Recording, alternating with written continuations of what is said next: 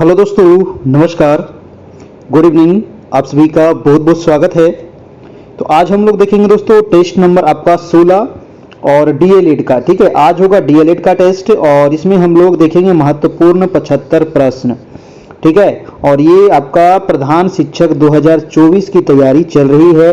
Daily आपकी class चलती है रात में 9 बजे से आपका। ठीक है, और वो भी सिलेबस के अनुसार आपका टेस्ट चल रहा है, डीएलएड का भी और इसके अलावा सामान्य अध्ययन का भी। ठीक है, तो आज जो टेस्ट होगा वो डीएलएड का होगा और महत्वपूर्ण 75 प्रश्न है जो आपके लिए गए हैं यहाँ पर सिलेबस से।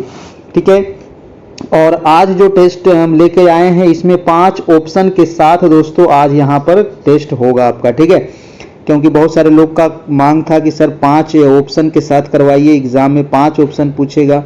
तो चलिए आज 5 ऑप्शन के साथ देखते हैं, है ना। तो एक भी सवाल आपका छूटना नहीं चाहिए, नहीं तो आपका रिजल्ट क्या होगा, रुक सकता है। इसीलिए पूरा वीडियो को देखना है और शुरू से अंत तक देखना है। देखिए, इसमें 2 पार्ट में आपका ये टेस्ट बनाया गया है ना। एक पार्ट में इसका सामान्य अध्ययन है और एक पार्ट में इसका दोस्तों आपका डीएलएड वाला पोर्शन है। तो आज हम देखेंगे पार्ट नंबर आपका दूसरा पार्ट देखेंगे, जिसमें हम लोग 76 से स्टार्ट करेंगे और 1 से लेकर के 75 तक इसका सामान्य अध्ययन है। वो पार्ट हम लोग बाद में देखेंगे। ठीक है, क्योंकि 150 सवाल एक बार में कंप्लीट करना पॉसिबल नहीं है, है ना। बहुत लंबा 3 घंटे 4 घंटे की क्लास हो जाएगी फिर, है ना। तो इसीलिए पार्ट वाइज पार्ट इसको किया गया है। तो आज हम लोग पार्ट 2 देखेंगे, 76 से देखेंगे लेकर के 150 तक देखेंगे आपका, है ना। तो चलिए शुरू करते हैं दोस्तों आज की क्लास। ये नंबर आपको दिया गया है जहां से आप हमारे ग्रुप में जुड़ सकते हैं, हमारे व्हाट्सएप ग्रुप में, और वहां पर आपको पीडीएफ नोट्स, आपको सारे चीज मटेरियल प्रोवाइड करा दिए जाएंगे। ठीक है, तो चलिए शुरू करते हैं। आज का पहला सवाल है, बताइएगा इसका आंसर क्या होगा। पहला सवाल कह रहा है कि इनमें से कौन सा विकास का सिद्धांत नहीं है ना। विकास का देखिए, आप लोग को जो पीडीएफ नोट्स जो दिया गया है दोस्तों डीएलएड वाला, ठीक है, जो 71 नंबर का 71 जो पेज का है उसको आप पढ़िएगा। वहां से विकास के बारे में उसको बताया, उसमें नोट्स में बताया गया है, उसको आप जरूर पढ़िएगा। विकास के अलावा जितने भी 8 यूनिट से महत्वपूर्ण जो टॉपिक है ना, वो आपको उसमें दिया गया है, उसको आप जरूर पढ़िएगा। तो बताइए विकास के सिद्धांत कौन सा यहाँ पर नहीं है। 5 ऑप्शन जल्दी से पढ़िए और इसका जवाब दीजिए। हम आपको डायरेक्ट आंसर बताऊंगा, है ना।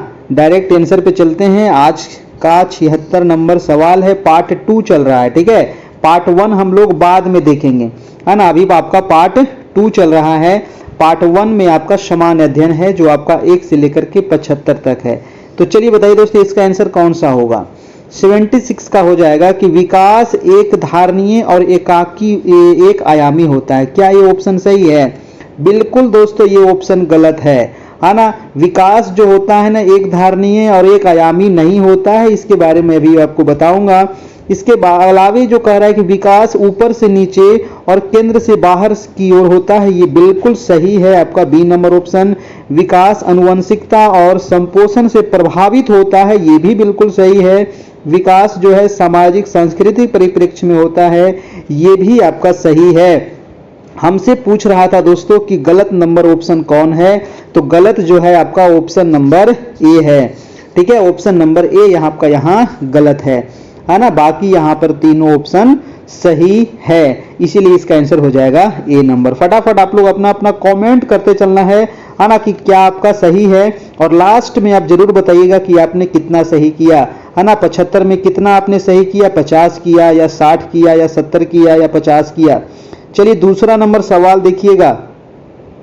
दूसरा प्रश्न कह रहा है दोस्तों आपका कि लॉरेंस कोहलबर्ग के सिद्धांत के अनुसार किस चरण पर नैतिक चिंतन शुरुआती सामाजिक परिप्रेक्ष्य पर आधारित होता है। देखिए क्वेश्चन का लेवल काफी बढ़िया रहेगा आपका, है ना, क्योंकि लेवल भी आप लोग कह रहे थे कि थोड़ा सा नीचे है। तो चलिए भैया ऊपर वाला लेवल आ गया और 5 ऑप्शन आ गया कि लॉरेंस कोहलबर्ग के अनुसार किस चरण पर नैतिक चिंतन शुरुआती सामाजिक परिप्रेक्ष्य पर आधारित होता है।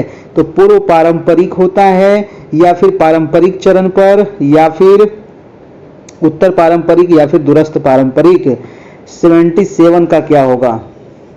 देखिए लॉरेंस कोहलबर्ग के अनुसार दोस्तों, है ना, लॉरेंस कोहलबर्ग के अनुसार सिद्धांत के अनुसार किस चरण पर? तो इसका आंसर हो जाएगा पारंपरिक चरण पर। नैतिक चिंतन शुरुआती सामाजिक परिप्रेक्ष्य पर आधारित होता है। ऑप्शन नंबर हो जाएगा आपका बी नंबर। बी नंबर आपका यहां से बिल्कुल सही हो जाएगा। पारंपरिक चरण में नैतिक चिंतन शुरुआती सामाजिक परिप्रेक्ष्य पर आधारित होता है। अगला प्रश्न है आपका 78 नंबर प्रश्न कि समीपस्थ विकास के क्षेत्र संप्रत्यय किसने प्रतिपादित किया था? बताइए दोस्तों, समीपस्थ विकास के क्षेत्र का संप्रत्यय किसने प्रतिपादित किया था? बहुत ही इंपॉर्टेंट सवाल है ना, वेरी वेरी इंपॉर्टेंट है कि समीपस्थ विकास के क्षेत्र, है ना। एक मिनट भाई साहब, शटर काहे गिर रहा है? समीपस्थ विकास के क्षेत्र का संप्रत्यय ये किसने प्रतिपादित किया था? क्या होगा 78 का? जल्दी से बताइएगा। तो ये जो समीपस्थ विकास के क्षेत्र का जो संप्रत्यय किसने प्रतिपादित किया था, तो ये हो जाएगा लॉरेंस। नहीं नहीं नहीं नहीं, इसका हो जाएगा दोस्तों 78 का, हाँ, लेव वाइगोत्स्की। लेव वाइगोत्स्की जो भी आंसर कर रहे हैं, ऑप्शन नंबर डी हो जाएगा आपका, लेव वाइगोत्स्की। ठीक है। वाइगोत्स्की महोदय के अनुसार दोस्तों संज्ञानात्मक विकास एक अंतर्वैयक्तिक सामाजिक परिस्थिति में संपन्न होता है, जिससे बालकों को अपने वास्तविक विकास के स्तर, अर्थात जहां वे बिना किसी मदद के स्वयं कोई कार्य कर सकते हैं, उससे अलग उनके संभाव्य विकास के स्तर की ओर ले जाने का प्रयास किया जाता है। इन दोनों के बीच के अंतर को वाइगोत्स्की ने समीपस्थ विकास का क्षेत्र कहा है। ठीक है, तो ये वाइगोत्स्की के अनुसार हो जाएंगे आपका ऑप्शन नंबर डी। अगला है 79 नंबर कि जीन पियाजे के अनुसार पूर्व संक्रियात्मक चरण में बच्चे निम्न में से क्या कर पाते हैं? दोस्तों बताइएगा क्या होगा। जीन पियाजे के अनुसार पूर्व संक्रियात्मक चरण में बच्चे निम्न में से क्या कर पाते हैं? तो क्या कर पाते हैं जीन पियाजे के अनुसार? पूर्व संक्रियात्मक। एक तो पहले आपको पता होना चाहिए कि पूर्व संक्रियात्मक अवस्था कब से कब तक होता है, तो 2 से लेकर के 7 वर्ष तक होता है पूर्व संक्रियात्मक। ठीक है, और संक्रियात्मक होता है 7 से लेकर के 11 वर्ष तक, है ना। तो यहां पर कह रहा है कि जीन पियाजे के अनुसार पूर्व संक्रियात्मक चरण में बच्चे निम्न में से क्या कर पाते हैं, तो आंसर हो जाएगा प्रतीकात्मक खेल, है ना। प्रतीकात्मक खेल कर पाते हैं, ऑप्शन नंबर आपका बी हो जाएगा दोस्तों। ठीक है, ध्यान रखना है बी नंबर। अगला प्रश्न चलते हैं, प्रश्न नंबर हो जाएगा 80 नंबर। 80 नंबर प्रश्न कह रहा है कि यह महत्वपूर्ण है कि कोई अध्यापक बच्चों को बुद्धि लब्धि के आधार पर स्थिर समूहों में पृथक ना करे। क्यों? बताइए। यह महत्वपूर्ण है कि कोई अध्यापक बच्चों को बुद्धि लब्धि के आधार पर, है ना, यानी कि आईक्यू लेवल, बुद्धि लब्धि यानी आईक्यू लेवल के आधार पर स्थिर समूह में पृथक ना करे। तो क्यों नहीं करे भाई, ये बताना है आपको। क्या होगा इसका आंसर, जल्दी से बताइए। यह अध्यापक के लिए सुविधाजनक है, या फिर यह विद्यालयों के लिए असुविधाजनक है, या बच्चों को एक दूसरे के साथ अंतर सामूहिक प्रतिस्पर्धा नहीं करने देता, या बुद्धि लब्धि संकल्पना स्थायी नहीं है और यह बच्चों को चिन्हित करने के लिए जिम्मेदार हो सकती है। 80 का क्या होगा? देखिए 80 जो होगा आंसर नंबर वो हो जाएगा आपका डी नंबर। ठीक है, डी नंबर आपका आंसर हो जाएगा कि बुद्धि लब्धि संकल्पना अस्थायी नहीं है और यह बच्चों को चिन्हित करने के लिए जिम्मेदार हो सकती है। ये वाला ऑप्शन आपका ठीक है। ठीक है, हाँ ना, आंसर नंबर आपका क्या हो जाएगा? डी हो जाएगा दोस्तों 80 का। अगला प्रश्न है आपका प्रश्न नंबर 81 नंबर की हाइंस की दुविधा पर। प्रश्न कह रहा है कि हाइंस की दुविधा पर बच्चों की प्रतिक्रिया के आधार पर लॉरेंस कोहलबर्ग नैतिक विकास की विभिन्न अवस्थाओं को प्रतिपादित किया है। बताइए दोस्तों, हाइंस की दुविधा पर बच्चों की प्रतिक्रिया के आधार पर लॉरेंस कोहलबर्ग नैतिक विकास की विभिन्न अवस्थाओं को प्रतिपादित किया है। तो कौन सी अवस्था को प्रतिपादित किया है कोहलबर्ग महोदय, है ना, ये बताना है दोस्तों। तो हाइंस की दुविधा पर बच्चों की प्रतिक्रिया के आधार पर लॉरेंस कोहलबर्ग ने नैतिक विकास, जी हां, मैंने कई बार आप लोग को पढ़ा चुका हूं कि नैतिक विकास का सिद्धांत किसने दिया था? लॉरेंस कोहलबर्ग महोदय के द्वारा दिया गया था नैतिक विकास का सिद्धांत। बस इतना ही आपको याद रखना था। ऑप्शन नंबर ए हो जाएगा आपका बिल्कुल सही। ठीक है। और नैतिक विकास की कितनी अवस्थाएं बताए थे लॉरेंस कोहलबर्ग? तो नैतिक विकास की 3 अवस्थाएं बताए थे, ध्यान रखना है। अगला प्रश्न है दोस्तों आपका 82 नंबर प्रश्न कह रहा है, खाली स्थान में आपको भरना है कि बुद्धि कौशल उस कौशल की ओर संकेत करता है जो कि दूसरों के मनोदशाओं, स्वभावों और आशयों को पहचानता है तथा उन पर उपयुक्त प्रतिक्रिया देता है। बताइए दोस्तों कौन सा बुद्धि कौशल वो है, ये आपको यहां पर फिल इन दी ब्लैंक्स में भरना है। 82 का अंतर्वैयक्तिक हो जाएगा, अंतरावैयक्तिक हो जाएगा, स्थनिक हो जाएगा या तार्किक गणितीय हो जाएगा, या एक से अधिक हो जाएगा, या इनमें से कोई नहीं होगा, है ना। यही वाला ऑप्शन आप लोग कह रहे थे कि ऑप्शन नंबर 5 भी होना चाहिए। इसका आंसर क्या होगा जो बताइएगा? 82 का आंसर हो जाएगा आपका आंसर नंबर अंतर्वैयक्तिक, है ना। अंतर्वैयक्तिक बुद्धि कौशल उस कौशल की ओर संकेत करता है जो कि दूसरों के मनोदशाओं, स्वभावों और आशयों को पहचानता है तथा उन पर उपयुक्त प्रतिक्रिया देता है। ठीक है, आंसर हो जाएगा आपका ए नंबर। नेक्स्ट प्रश्न है आपका 83 नंबर सवाल कह रहा है दोस्तों आपका कि शैक्षणिक कार्यों में बच्चों द्वारा की गई त्रुटियों को समझना निम्न में से क्या है ना। शैक्षणिक कार्य में बच्चों के द्वारा जो त्रुटि की गई है उसको समझना वो क्या है वो? तो शैक्षणिक कार्यों में बच्चों द्वारा की गई त्रुटियों को समझना दोस्तों शिक्षण के साथ साथ सीखने की प्रक्रिया को समझने के लिए प्रासंगिक है। यानी कि आपका जो आंसर हो जाएगा, आंसर क्या होगा? शिक्षण के साथ साथ सीखने की प्रक्रिया को समझने के लिए प्रासंगिक है। ऑप्शन नंबर हो जाएगा आपका सी नंबर। ठीक है, यानी कि त्रुटियां जो होता है वो बच्चों में अधिगम का हिस्सा है। जब तक बच्चा त्रुटि नहीं करेगा तो वो सीखेगा कैसे? ठीक है, तथा उन्हें विचारों में एक अंतर्दृष्टि देती है और बच्चों द्वारा किया गया जो गलतियां हैं और त्रुटियां उनके चिंतन को समझने के अवसर के रूप में देखी जानी चाहिए। ठीक है, अगला प्रश्न है अगला प्रश्न है आपका प्रश्न नंबर 84 नंबर।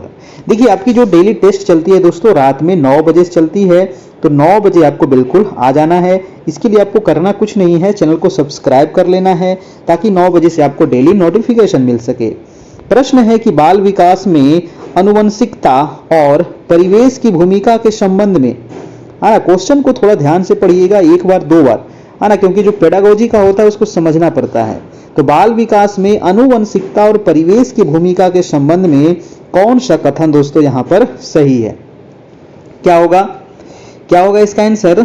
जल्दी से बताइएगा। 84 का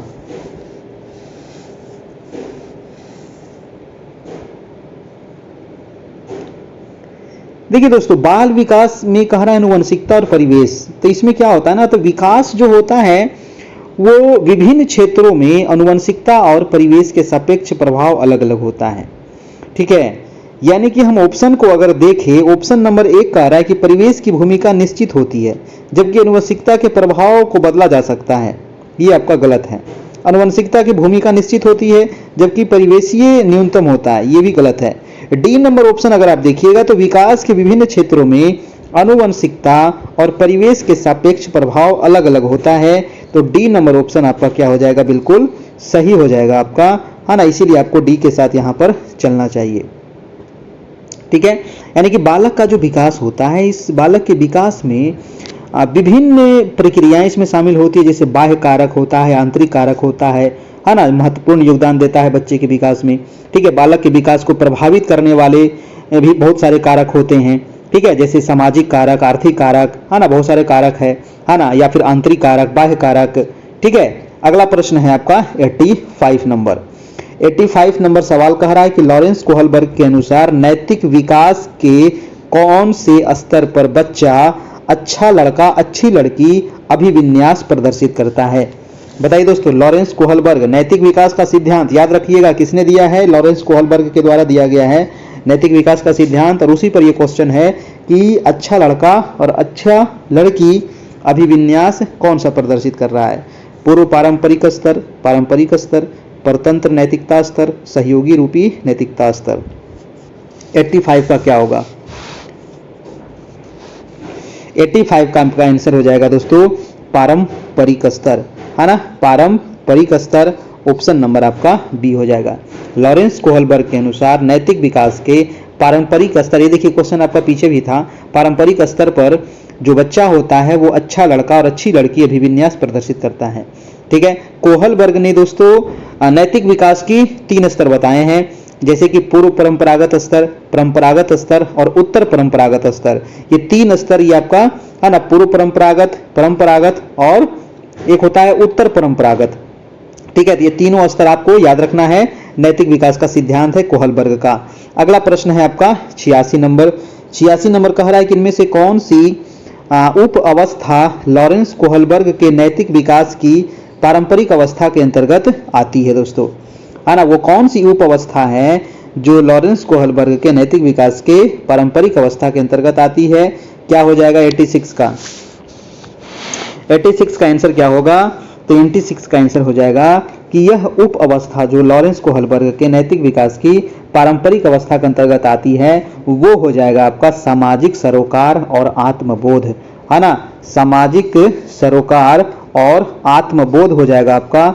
ऑप्शन नंबर डी हो जाएगा बिल्कुल सही, है ना। बालक में चरित्र निर्माण और नैतिक विकास के संदर्भ में लॉरेंस कोहलबर्ग ने अपने खोज और अनुसंधान के आधार पर यह निष्कर्ष निकाले हैं कि बालकों में नैतिकता के विकास की कुछ निश्चित एवं सार्वभौमिक अवस्थाएं पाई जाती है, जैसे कि पूर्व नैतिक अवस्था, स्व केंद्रित अवस्था, परंपराओं को धारण करने की अवस्था, आधारणीय आत्मचेतना अवस्था या आधार युक्त आत्मचेतना अवस्था।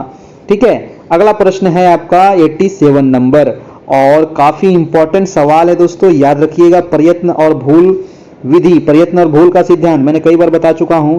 प्रयत्न और भूल विधि में सबसे महत्वपूर्ण कारक कौन से होते हैं? बताइए, प्रयत्न और भूल विधि में सबसे महत्वपूर्ण कारक कौन सा होता है? क्या होगा? पर एक चीज तो ये पूछा जाता है कि प्रयत्न और भूल का सिद्धांत किसने दिया? बताइए तो किसने दिया था प्रयत्न और भूल का सिद्धांत? सबसे महत्वपूर्ण कारक इसमें क्या होता है? तो अभिप्रेरणा होता है। ठीक है, प्रयत्न और भूल विधि में सबसे जो महत्वपूर्ण कारक होता है दोस्तों वो होता है अभिप्रेरणा, है ना, याद रखना है अभिप्रेरणा। चलिए नेक्स्ट प्रश्न है आपका 88 नंबर।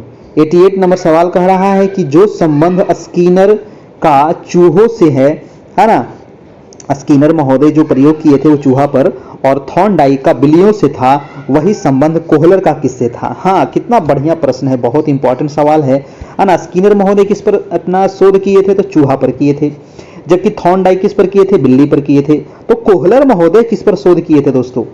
है ना, ये तो काफी फेवरेट सवाल है, सबको पता होगा कि कोहलर जो थे वो किस चीज पर शोध किए थे? तो कोहलर जो किए थे दोस्तों वो किए थे वनमानुष पर, है ना। किस पर किए थे? ये तो सबका सही होना चाहिए, ये वनमानुष पर किए थे कोहलर महोदय, है ना। तो याद रखना है ना, वनमानुष यानी कि चिंपैंजी, वनमानुष का मतलब क्या हुआ? चिंपैंजी पर किए थे। और कोहलर का जो सिद्धांत था संज्ञानात्मक नियम के ऊपर आधारित है और इस सिद्धांत को गेस्टाल्ट सिद्धांत भी कहते हैं, है ना। तो कोहलर जो थे गेस्टाल्ट वादी थे, याद रखिएगा। कोहलर, वर्दीमर और कोफका, ये तीनों जो थे ना, कोहलर, वर्दीमर और कोफका, ये तीनों गेस्टाल्ट वादी थे, है ना। अगला प्रश्न देखिएगा, प्रश्न नंबर है 89 नंबर कि क्रियात्मक विकास का अर्थ क्या है? क्रियात्मक विकास का अर्थ पूछ रहा है दोस्तों, क्या है? देखिए, क्रियात्मक विकास का अर्थ क्या होता है? तो मांसपेशीय नियंत्रण, मांसपेशियों का एकीकरण तथा मांसपेशियों का उचित संयोजन, है ना। तो क्रियात्मक विकास का अर्थ यही होता है, इसीलिए मांसपेशी नियंत्रण ये भी ठीक है, मांसपेशियों का एकीकरण ये भी सही है और मांसपेशियों का उचित संयोजन ये भी सही है ना। यानी कि ए बी सी यहाँ पर तीनों सही है, तो आपका जो राइट आंसर जाएगा वो आंसर नंबर ई होगा। क्यों होगा? क्योंकि यहाँ पर एक भी सही है, दो भी सही है, तीन भी सही है, तो एक से ज्यादा ना सही है। तो ऑप्शन नंबर ई में क्या दिया हुआ? उपयुक्त में से एक से अधिक, इसीलिए इसका आंसर हो जाएगा आपका ऑप्शन नंबर ई हो जाएगा।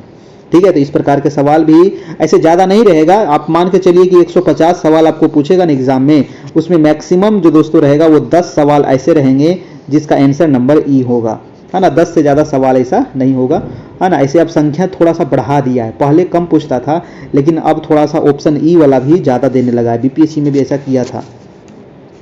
अगला प्रश्न है आपका 90 नंबर। 90 नंबर सवाल कह रहा है कि किशोरावस्था में किस मनोवैज्ञानिक ने तूफान और तनाव शब्द प्रतिपादित किया। बहुत ही इंपॉर्टेंट सवाल है ना। किशोरावस्था में वो कौन से मनोवैज्ञानिक हैं जिन्होंने तूफान और तनाव शब्द प्रतिपादित किया था। तूफान और तनाव की आयु किसको कहते हैं, तो वो तो किशोरावस्था को कहते हैं। और ये शब्द का प्रतिपादन किसने किया था, तो ये शब्द का प्रतिपादन किए हैं आपके स्टैनली हॉल महोदय। किसने किए हैं दोस्तों, स्टैनली हॉल महोदय के द्वारा किया गया था, याद रखिएगा।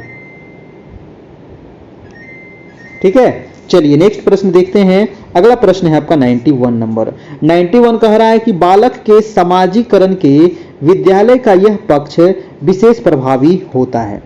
बताइए, बालक के समाजीकरण के लिए विद्यालय का वो कौन सा पक्ष है जो सबसे अधिक प्रभावी होगा। खेलकूद की सुविधा, अनुकूल पर्यावरण, शाला भवन या फिर शाला उपकरण। क्या होगा 91 का। देखिए, सबसे इंपॉर्टेंट ये होना चाहिए, खेलकूद तो जरूरी है ना, खेलकूद भी ठीक है, शाला भवन भी जरूरी है, शाला उपकरण भी जरूरी है, लेकिन सबसे इंपॉर्टेंट ये होना चाहिए अनुकूल वातावरण, है ना। अनुकूल वातावरण अगर है तो बच्चे वहां पर पढ़ लेंगे, अन्यथा बच्चे नहीं पढ़ पाएंगे। आंसर हो जाएगा आपका बी नंबर। ठीक है, अगला प्रश्न चलते हैं। आपका प्रश्न नंबर आपका 92। उससे पहले मैं आपको बता दूं कि आपको यहाँ पर दोस्तों पीडीएफ भी मिल जाएगा, है ना, डीएलएड वाला नोट्स भी उसका मिल जाएगा। ये नंबर आपको दिया गया है ना, ये नंबर पे आप व्हाट्सएप करके ले सकते हैं। इसमें आपको थोड़ा सा चार्ज लगेगा, है ना, बस पीडीएफ का चार्ज है। वीडियो आप बिल्कुल हमारा देख सकते हैं फ्री में, बस उसके लिए चैनल को सब्सक्राइब करना है। बस पीडीएफ के लिए आपको चार्ज लगेगा थोड़ा सा। प्रश्न है कि शिक्षक द्वारा दंड का प्रयोग निम्नलिखित में से किस परिस्थिति में सर्वाधिक उपयोगी माना जाएगा। बताइए, शिक्षक द्वारा दंड का प्रयोग, शिक्षक क्या दंड का प्रयोग कर सकते हैं, बिल्कुल नहीं करना है ना। तो शिक्षक द्वारा दंड का प्रयोग किस परिस्थिति में सर्वाधिक उपयोग माना जाएगा। 92 का क्या होगा, तो आंसर हो जाएगा दोस्तों, शिक्षक द्वारा दंड का प्रयोग तभी करना चाहिए जब छात्रों में शिक्षा प्रभुत्व के प्रति सम्मान की भावना तथा अन्य वांछनीय आवृत्तियों के विकास में सहायक हो। ठीक है, यानी कि आपका आंसर हो जाएगा आंसर नंबर डी, यानी कि यह छात्रों में शिक्षा प्रभुत्व के प्रति सम्मान की भावना तथा अन्य वांछनीय भावनाओं के विकास में सहायक अगर हो तभी उसको दंड करना चाहिए, अन्यथा नहीं। अगला प्रश्न है आपका 93 नंबर। पाठ योजना क्या है, बताइएगा, पाठ योजना क्या है, पाठ योजना क्या है। तो ऑप्शन है कि शिक्षक को पढ़ाने की सफलता और असफलता का ज्ञान देता है। पाठ योजना यह भी होना चाहिए कि शिक्षक पढ़ाने में सफल हो असफल हो, किस प्रकार से हो। छात्रों के नए ज्ञान को उसके पिछले ज्ञान से जोड़ने का एक साधन है, ये भी बिल्कुल सही है ना। जब भी बच्चों को पढ़ाइए तो इस प्रकार से जोड़ना बहुत जरूरी है ना। जैसे बच्चा 8वां से 9वां में गया तो उसको 8वां के विज्ञान से उसको 9वां में जोड़ना है, तब तो उसको समझ में आएगा कि मैंने 8वां क्लास में क्या पढ़ा है। शिक्षक को अपने काम को बेहतर तरीके से करने में सफल बनाना या छात्रों को गृह कार्य में मदद करना। इसका जो आंसर हो जाएगा दोस्तों आपका ये भी सही है ना, ये भी सही है, बी भी सही है, आपका सी भी सही है। आंसर हो जाएगा आपका एक से अधिक हो जाएगा डी ई नंबर। ठीक है, ऑप्शन नंबर ई हो जाएगा 93 का। अगला प्रश्न है आपका 94 नंबर। 94 सवाल कह रहा है कि एक शिक्षक को उन गतिविधियों को बढ़ावा देना चाहिए जो हो, है ना। तो एक शिक्षक को दोस्तों किस गतिविधि को बढ़ावा देना चाहिए ये बताना है आपको। अस्प, सांस्कृतिक से उपयुक्त, अत्यंत जटिल या अर्थहीन। तो एक शिक्षक को उन गतिविधियों को बढ़ावा देना चाहिए जो सांस्कृतिक रूप से क्या हो, उपयुक्त हो, है ना। जो क्या हो दोस्तों, सांस्कृतिक रूप से अगर वो उपयुक्त है तभी हम उस चीज को क्या करेंगे, बढ़ावा देंगे। ठीक है, ये चीज आपको ध्यान रखना है। और अगला प्रश्न है आपका 95 नंबर कि व्यक्तिगत रूप से शिक्षा देने की अवस्था किसके लिए होनी चाहिए। व्यक्तिगत रूप से शिक्षा देने की व्यवस्था किसके लिए होनी चाहिए, तो पिछड़े बालक के लिए या फिर उच्च बालक के लिए या फिर अपाहिज बालक के लिए या विकलांग बालक के लिए। तो व्यक्तिगत रूप से शिक्षा देने की व्यवस्था किसके लिए होनी चाहिए, तो 95 का हो जाएगा, है ना, आंसर नंबर पिछड़े बालक के लिए। ठीक है, पिछड़े बालक के लिए इस प्रकार की व्यवस्था होनी चाहिए। ठीक है, याद रखना है, पिछड़े बालकों की ओर विशेष ध्यान देने की जरूरत होती है क्योंकि ये बालक जो होते हैं वो सामान्य बालकों से बहुत पीछे रह जाते हैं और शिक्षक द्वारा दिया गया सामूहिक निर्देशन ये समझ नहीं पाते हैं, इसीलिए व्यक्तिगत रूप से इनको शिक्षा देनी चाहिए। अगला प्रश्न होगा 96 नंबर। और देखिए थोड़ा बहुत अगर हमारा मेहनत अगर आपको अच्छा लग रहा हो तो लाइक भी कर सकते हैं, है ना। अगला प्रश्न है कि एक अध्यापक विद्यार्थियों को प्रेरित कर सकता है। बताइए दोस्तों कैसे प्रेरित करेंगे एक अध्यापक विद्यार्थी को? उचित दिशा निर्देश देकर के, या फिर उदाहरण देकर के, कक्षा में भाषण देकर के, उपयुक्त पारितोषिक देकर के। क्या होगा 96 का? तो एक अध्यापक को दोस्तों, है ना, विद्यार्थियों को प्रेरित करने के लिए उचित दिशा निर्देश देना चाहिए। ठीक है, तो उचित दिशा निर्देश देकर के हम क्या करते हैं? अभिप्रेरित करते हैं बच्चों को। या फिर बालकों के सीखने की प्रक्रिया अभिप्रेरणा द्वारा ही आगे बढ़ता है ना। और प्रेरणा द्वारा ही बालकों में शिक्षा के कार्य में रुचि उत्पन्न की जा सकती है और वह संघर्षशील बन सकता है बच्चे। आंसर हो जाएगा हमारा, आंसर नंबर ए हो जाएगा। अगला प्रश्न पे चलते हैं, आपका 97 नंबर। देखिए लास्ट में आप जरूर बताइएगा कि आपने कितना सही किया है ना। 75 सवाल का यहाँ पर टेस्ट होगा और आपने कितना सही किया दोस्तों, ये आपको बताना है ना। 40 हो तो 40 ही बताना है, झूठ नहीं बोलना है कि 40 आया तो 50 बता देंगे या 30 आया तो 50 बता देंगे। 30 आ रहा है 30 ही बताइए, ठीक है। जब तक अपना कमजोरी नहीं पता चलेगा तब तक आप सही नहीं हो सकते हैं, ठीक है ना। तो जितना सही होता है आप लास्ट में जरूर बताना है, कमेंट करके बताना है, ठीक है। चलिए अगला प्रश्न है कि एक संरचनावादी परिप्रेक्ष्य में बच्चों का किस प्रकार समझा जाता है? बच्चों को किस प्रकार समझा जाता है एक संरचनावादी परिप्रेक्ष्य में? क्या होगा 97 का? तो बच्चों को समझने के लिए अपने पर्यावरण को समझने की उत्सुकता लिए हुए। आंसर होना चाहिए दोस्तों आपका, आंसर नंबर, ऑप्शन नंबर ए दिया है, निष्क्रिय प्राणी के रूप में, छोटे वयस्कों के रूप में, दुष्ट जीव। सारे ऑप्शन गलत हैं। डी नंबर ऑप्शन देखिए आपको थोड़ा सही लग रहा है कि अपने पर्यावरण को समझने की उत्सुकता लिए हुए, यानी कि ऑप्शन नंबर हमारा डी हो जाएगा। और जब भी डीएलएड का आप टेस्ट दीजिए या फिर एग्जाम में आप क्वेश्चन बनाइए तो आपका ये कर्तव्य है कि आप क्वेश्चन को पहले समझ लीजिए और क्वेश्चन समझ में जब आ जाए तब चारों ऑप्शन को पढ़िए, ठीक है ना। एक ऑप्शन को पढ़ के कभी भी जवाब नहीं दीजिएगा, नहीं तो 99% चांस रहेगा आपका गलत होने का। 98 प्रश्न कह रहा है कि कुछ विद्यार्थी अपने अध्यापक विषय में कमजोर है, ठीक है। और कह रहा है कि उनकी शैक्षिक प्रगति में सुधार के लिए आप क्या करिएगा, है ना। कुछ बच्चा है जो अपने आपके अध्यापन विषय में क्या है, कमजोर है, तो क्या करेंगे शैक्षिक प्रगति के लिए? 98 का हो जाएगा दोस्तों आपका, कोई प्रयास नहीं करेंगे, ये तो गलत है। उनके अभिभावकों को ट्यूशन करने कहेंगे, गलत है। उन्हें अधिक परिश्रम करने के लिए प्रेरित करेंगे या फिर व्यक्तिगत सहायता देकर उनका ऊंचा स्तर करेंगे, ये भी गलत है। क्या करेंगे? तो उन्हें अधिक परिश्रम करने के लिए हम प्रेरित करेंगे ताकि बच्चा आगे बढ़ सके, है ना। कुछ विद्यार्थी जो होते हैं दोस्तों, है ना, आपके अध्यापन विषय में कमजोर होते हैं, तो उनकी शैक्षिक प्रगति में सुधार करने के लिए उन्हें अधिक परिश्रम करने के लिए हम लोग प्रेरित करेंगे। अगला प्रश्न है आपका 99 नंबर। 99 कह रहा है कि मानव विकास को प्रभावित करने वाले तत्वों में सर्वाधिक महत्वपूर्ण तत्व कौन सा है? बताइए, मानव विकास को प्रभावित करने वाले तत्वों में सर्वाधिक महत्वपूर्ण तत्व हमसे पूछ रहा है। अब सर्वाधिक महत्वपूर्ण पूछ रहा है दोस्तों तो कोई एक ही होगा, तो सर्वाधिक महत्वपूर्ण जो है वो वंशानुक्रम तथा वातावरण हो जाएगा हमारा, ठीक है। वंशानुक्रम तथा वातावरण हमारा आंसर हो जाएगा, ऑप्शन नंबर सी हो जाएगा। 9 बजे से दोस्तों आपकी डेली टेस्ट चलती है ना। 9 बजे से 9 बजे रात में, दिन में नहीं, क्योंकि दिन में तो आपका स्कूल रहता है 8 से 10, है कि नहीं, 8 से 10। और कल आपका मजदूर दिवस है तो कल आपका स्कूल बंद हो सकता है ना। आपके स्कूल में बंद है कि नहीं? हो सकता है स्कूल छुट्टी होगा कल, ठीक है। तो रात में 9 बजे क्लास चलती है ताकि आपको कोई डिस्टर्ब ना करे।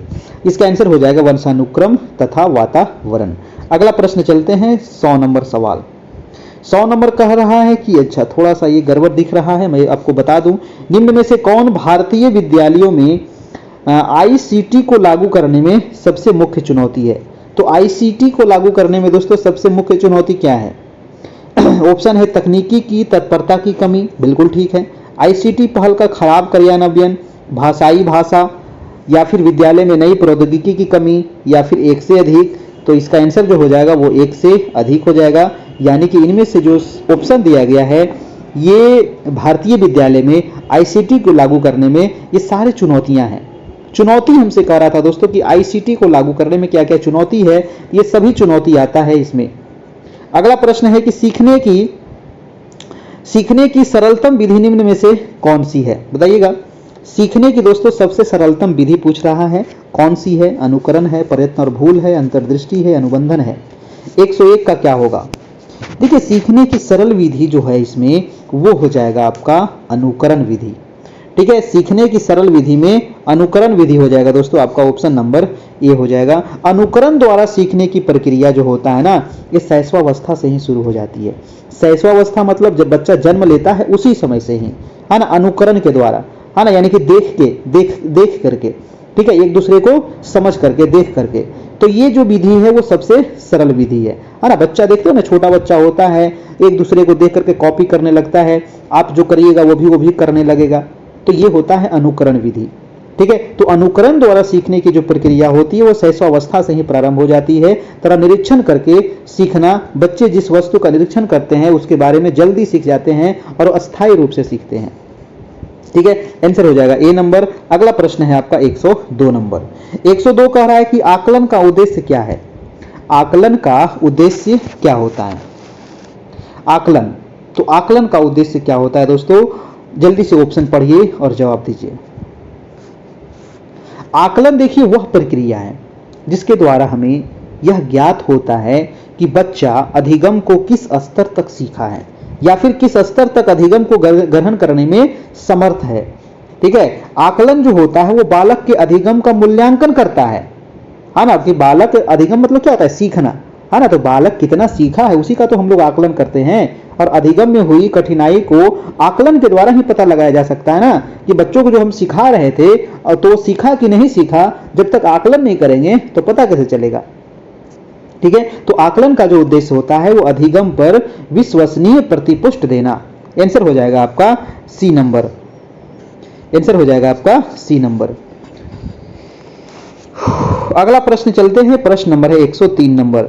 103 नंबर सवाल कह रहा है दोस्तों कि एक प्राथमिक विद्यालय के अध्यापक के रूप में आप कक्षा में अधिगम निषक्ता वाले बच्चों की सहायता के लिए आकलन की कौन सी युक्ति का प्रयोग करेंगे? बताइए।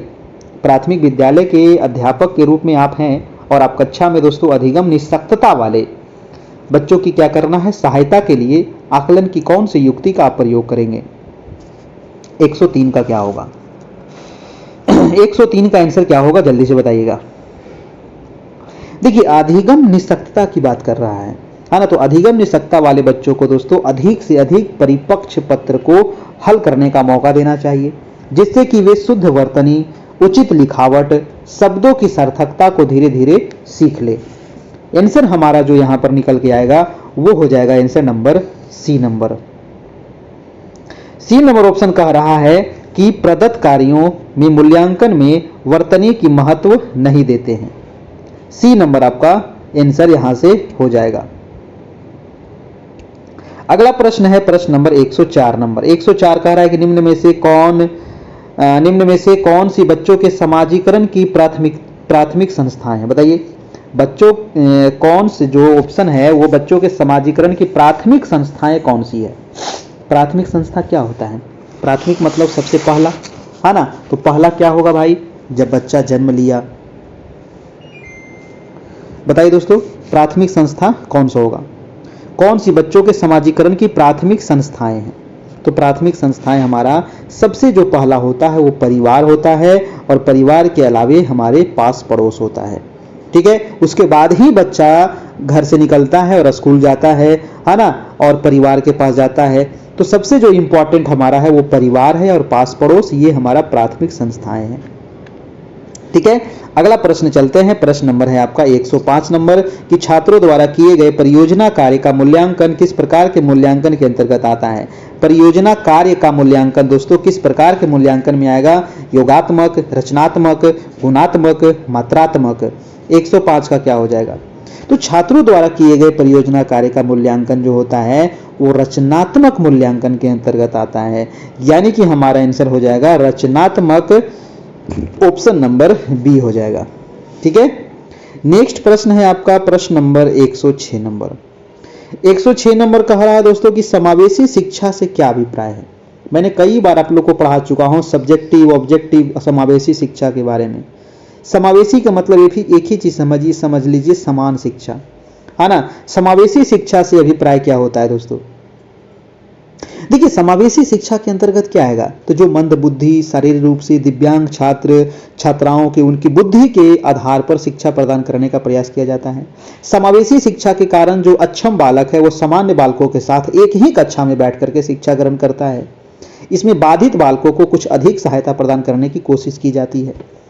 तो इसका जो आंसर हो जाएगा वो समावेशी शिक्षा से अभिप्राय ये है कि योग्यताओं से परे होकर के सभी बच्चों को गुणवत्तीय शिक्षा उपलब्ध करवाई जाए, यानी कि हमारा आंसर नंबर डी। ठीक है, सभी बच्चों को गुणवत्तीय शिक्षा उपलब्ध कराई जाए, किसी एक को नहीं, सभी बच्चों को समान रूप से शिक्षा देना ही समावेशी शिक्षा है। अगला प्रश्न है 107 नंबर। 107 कह रहा है कि एक बच्ची लिखाई में निरंतर कठिनाई का सामना करती है, उसे अक्षर बनाने और शब्दों के बीच अंतराल करने में चुनौती महसूस होती है। यह लक्षण किस अधिगम विकार की ओर इशारा करता है ना। एक बच्ची है जिसको दोस्तों लिखने में काफी कठिनाई हो रहा है ना। इसका आंसर क्या होगा 107 का, तो 107 का आंसर हो जाएगा, इसको क्या कहेंगे, आलेख वैकल्प, है ना। इसको कहेंगे दोस्तों आलेख वैकल्प। पठन नहीं होगा क्योंकि इसको लिखने में दिक्कत हो रहा है, तो पठन कैसे होगा, गणन भी नहीं होगा, ध्यान भी नहीं होगा, है ना। लेख हो जाएगा, यानी कि लिखने में दिक्कत हो रहा है, यानी कि एक बच्ची लिखाई में निरंतर कठिनाई का सामना करती है, तो उसे अक्षर बनाने और शब्दों के बीच अंतराल करने में चुनौती महसूस होती है। तो यह लक्षण जो होता है वो अधिगम विकार का आलेख वैकल्य की ओर इशारा करता है, और आलेख वैकल्य को ही कहते हैं डिस्ग्राफिया। इसी को क्या कहते हैं, इसी को तो कहा जाता है डिस्ग्राफिया दोस्तों, है ना। इसी को कहते हैं डिस्ग्राफिया। ठीक है, जो बच्चे लिखने में अशक्त हो उसको डिस्ग्राफिया कहा जाता है, यानी कि उसी को हिंदी में कहते हैं आलेख वैकल्य। तो ये शब्द एक नया शब्द था, याद रखना है। अगला प्रश्न है आपका प्रश्न नंबर 108 नंबर। 108 कह रहा है कि एक बच्चा सिर्फ मूर्त वस्तुओं के साथ ही समस्याओं का समाधान कर सकता है। उसकी समस्या समाधान की यह विशेषता किस स्तर के अंतर्गत आती है दोस्तों, ये बताना है आपका। एक बच्चा है जो सिर्फ मूर्त जो वस्तु है उसके साथ ही समस्या का समाधान करता है, और उनकी समस्या समाधान की विशेषता किस स्तर के अंतर्गत आएगा, तो किसके अंतर्गत आएगा। देखिए दोस्तों, जीन पियाजे ने विकास की 4 अवस्थाएं बताए हैं, आपको पता है, मैंने कई बार बता चुका हूं। जो जीन पियाजे महोदय हैं इन्होंने विकास की कितनी अवस्थाएं बताए हैं, 4 अवस्थाएं। कौन कौन अवस्थाएं, मैं फिर से अभी रिपीट कर दूंगा आप लोग को, ठीक है ना। जितना मैं आप लोग को यहां पर करवा दूंगा ना, बस उतना कर लीजिए, इसके अलावा आप कुछ मत पढ़िए, रिजल्ट हो जाएगा। लेकिन हाँ, जितना करवाते हैं उतना आपको याद रखना पड़ेगा, है ना। या तो जो PDF देते हैं उसको, इसके अलावा जो हम एक्स्ट्रा चीज जो बता रहे हैं उसको, तो जो एक्स्ट्रा बता रहे हैं उसको आप नोट कर सकते हैं, है ना। तो जीन पियाजे जो महोदय हैं, क्वेश्चन कई बार पूछा है कि संज्ञानात्मक विकास की कितनी अवस्थाएं होती है, 4 अवस्थाएं। 4 अवस्थाएं किसने बताया है, तो जीन पियाजे ने बताया। कौन कौन अवस्थाएं हैं, तो संवेदी पेशीय अवस्था जन्म से 2 वर्ष तक, पूर्व संक्रियात्मक अवस्था 2 से 7 वर्ष तक, मूर्त संक्रियात्मक अवस्था 7 से 11 वर्ष तक, और अमूर्त संक्रियात्मक अवस्था 11 से 15 वर्ष तक। ये सारे चीज सब्जेक्टिव में भी पढ़ाए हैं, और जो नोट्स दिया गया उसमें भी दिया गया है। ठीक है, इसका आंसर क्या हो जाएगा, आंसर हो जाएगा मूर्त संक्रियात्मक अवस्था। ऑप्शन नंबर हो जाएगा आपका C नंबर। ठीक है, और मूर्त संक्रियात्मक अवस्था की उम्र कितनी होती है दोस्तों, 7 से लेकर के 11 वर्ष तक। ये उम्र भी कई बार पूछ दिया एग्जाम में कि मूर्त संक्रियात्मक अवस्था की उम्र क्या होती है, 7 से 11। या फिर पूछेगा आपको कि संवेदी पेशीय अवस्था कौन सी होती है ना। तो संवेदी पेशीय जो अवस्था होती है जब बच्चा जन्म लेता है, तो जन्म से लेकर के यानी कि 0 से लेकर के 2 वर्ष तक। ठीक है, तो 0 से लेकर के 2 वर्ष तक को क्या कहते हैं, संवेदी पेशीय। 2 से लेकर के 7 वर्ष तक को क्या कहते हैं, पूर्व संक्रियात्मक, और 7 से 11 तक को करते हैं मूर्त संक्रियात्मक, और 11 से 15 वर्ष तक के कहते हैं दोस्तों अमूर्त संक्रियात्मक। ये चारों अवस्थाएं याद रखिएगा, एक क्वेश्चन यहां से जरूर पूछेगा। अगला प्रश्न है 109 नंबर। 109 कह रहा है कि दिव्यांग जन अधिकार अधिनियम 2016 के अनुसार बौद्धिक क्रियाशीलता में सीमाबद्धता वाले व्यक्ति को संबोधित करने का उचित तरीका क्या है, बताइए। दिव्यांग जन अधिकार अधिनियम 2016 के अनुसार यहां पर पूछ रहा है। तो दिव्यांग जन अधिकार अधिनियम 2016 के अनुसार बौद्धिक क्रियाशीलता में सीमाबद्ध वाले व्यक्ति को संबोधित करने का उचित तरीका है ये कि वह व्यक्ति जिसमें बौद्धिक अक्षमता है, वह व्यक्ति जिसमें बौद्धिक अक्षमता है। ऑप्शन नंबर हो जाएगा आपका D नंबर। ठीक है, आंसर नंबर डी। अगला प्रश्न चलते हैं, प्रश्न नंबर 110 नंबर। 110 कह रहा है दोस्तों कि भारतीय संसद ने दिव्यांग व्यक्तियों के लिए निम्नलिखित में से कौन सा कानूनी हाल ही में पारित किया है ना? वो कौन सा कानून पास किया दोस्तों भारतीय संसद ने दिव्यांग व्यक्ति के लिए? तो दिव्यांग व्यक्ति के लिए पारित किया गया है कौन सा, बताइएगा? राष्ट्रीय शिक्षा नीति? नहीं, राष्ट्रीय शिक्षा नीति दिव्यांग व्यक्ति के लिए थोड़ी है, वो तो सबके लिए है ना। अगला ऑप्शन है कि निःशक्त व्यक्ति समान अवसर अधिकार संरक्षण पूर्ण भागीदारी अधिनियम, या फिर दिव्यांगतों के साथ व्यक्तिगत अर्प अधिनियम। देखिए इसका आंसर जो हो जाएगा दोस्तों, आंसर नंबर बी हो जाएगा, यानी कि निःशक्त व्यक्ति, है ना। दिव्यांग व्यक्ति के लिए कानून पास किया है जो उसको भी समान अवसर मिलना चाहिए, अधिकार संरक्षण मिलना चाहिए, पूर्ण भागीदारी होनी चाहिए, यानी कि आंसर नंबर हमारा हो जाएगा डी नंबर। आंसर क्या हो जाएगा हमारा? बी नंबर, डी नहीं बी नंबर, ठीक है। चलिए अगला प्रश्न है आपका प्रश्न नंबर 11 नंबर कह रहा है कि वह छात्र जिन्हें पठन वैकल्य है उन्हें मुख्यतः किस में दिक्कत आती है? वह छात्र जिन्हें पठन वैकल्य है उन्हें मुख्यतः किस में दिक्कत आती है? पढ़ने और लिखने में, गतिशीलता में, चित्र बनाने में, सुनने में, क्या होगा? तो पठन वैकल्य है दोस्तों, यानी कि पढ़ने में उसको दिक्कत हो रही है। तो पढ़ने में दिक्कत हो रही है तो यानी कि पढ़ने और लिखने में होगा। पठन वैकल्य यानी कि पढ़ने लिखने में उसको दिक्कत हो रहा है, यानी कि आंसर हमारा ये हो जाएगा। गतिशील नहीं होगा, चित्र नहीं होगा, सुनने नहीं होगा, है ना। यानी कि वो छात्र जिन्हें पढ़ने वैकल्य है उन्हें मुख्यतः पढ़ने और लिखने में दिक्कत आती है। जब कोई बालक दोस्तों अधिगम करने में किसी प्रकार की समस्या का सामना करता है तो वो समस्या शारीरिक हो सकता है, मानसिक हो सकता है, व्यक्तिगत समस्या हो सकती है, ठीक है। चलिए इसी को तो हम अधिगम अक्षमता कहते हैं, है ना। इसी को क्या कहते हैं? अधिगम अक्षमता। अगला प्रश्न है आपका 112 नंबर। 112 कह रहा है दोस्तों कि प्रतिभाशाली विद्यार्थियों की आवश्यकताओं को पूरा करने के लिए निम्नलिखित में से कौन सी प्रभावी रणनीतिक है? बताइए कौन सी प्रभावी रणनीतिक यहां पर होगी दोस्तों प्रतिभाशाली विद्यार्थियों की आवश्यकताओं को पूरा करने के लिए? फटाफट पढ़िए ऑप्शन, इसका जवाब दीजिए। देखिए जो प्रतिभाशाली बालक है ना, प्रतिभाशाली बालक की जो शिक्षा होती है उसके अध्ययन और उसकी प्रतिभा पर आधारित होनी चाहिए।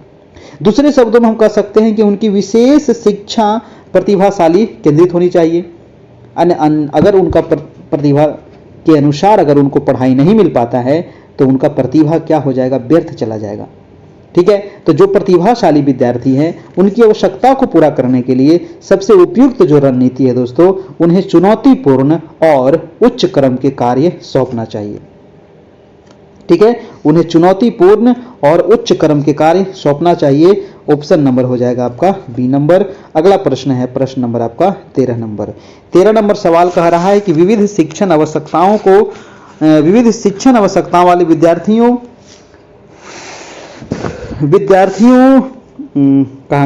को शामिल करने के लिए निम्न में से किसकी आवश्यकता होती है? बताइए। विविध शिक्षण आवश्यकता वाले विद्यार्थियों को शामिल करने के लिए निम्न में से किसकी आवश्यकता होती है? बैठने की निश्चित व्यवस्था, लचीला व्यवस्था, मानकीकृत आकलन, या फिर पाठ्य पुस्तक केंद्रित शिक्षा शास्त्र? क्या होगा दोस्तों? देखिए विविध शिक्षण आवश्यकता वाले जो विद्यार्थी हैं उनके लिए लचीला पाठ्यक्रम होना चाहिए। पाठ्यक्रम कैसा होना चाहिए? लचीला होना चाहिए ताकि उनको कोई दिक्कत ना हो, है ना। चलिए आंसर हो जाएगा हमारा ऑप्शन नंबर बी। नेक्स्ट प्रश्न पे चलते हैं दोस्तों। आपका वो प्रश्न नंबर है 14 नंबर। और देखिए वीडियो को आप लोग अभी तक लाइक नहीं किए हैं, थोड़ा सा लाइक भी कर दीजिए भाई सब लोग, है ना। सब लोग एक बार लाइक कर दीजिए। और चैनल पर नए हैं अभी तक सब्सक्राइब नहीं किए हैं तो 9 बजे से रात में डेली टेस्ट होती है, सब्सक्राइब कर लीजिए ताकि डेली आपको नोटिफिकेशन मिल सके, आपकी तैयारी हो सके। इसके अलावा आपको कुछ पढ़ने की ज़्यादा ज़रूरत नहीं है। व्यक्तिगत भिन्नता क्या होती है? बताइएगा। व्यक्तिगत भिन्नता क्या है? बौद्धिक, शारीरिक, व्यक्तित्व संबंधी या सामाजिक?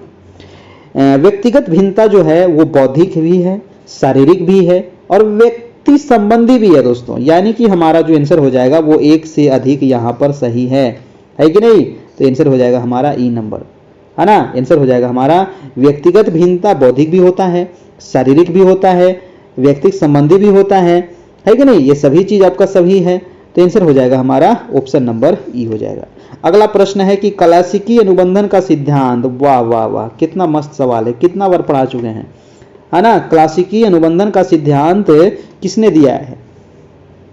क्लासिकी अनुबंधन का सिद्धांत किसने दिया है? तो पावलोव को कौन भूल सकते हैं, है ना। पावलोव महोदय को कोई भूलेंगे? कोई नहीं भूलेंगे। ऑप्शन नंबर आपका सी हो जाएगा, पावलोव महोदय ने दिए थे, है ना। शास्त्रीय अनुबंधन भी इसी को कहते हैं, क्लासिकी अनुबंधन, ठीक है। अगला प्रश्न है दोस्तों आपका 116 नंबर।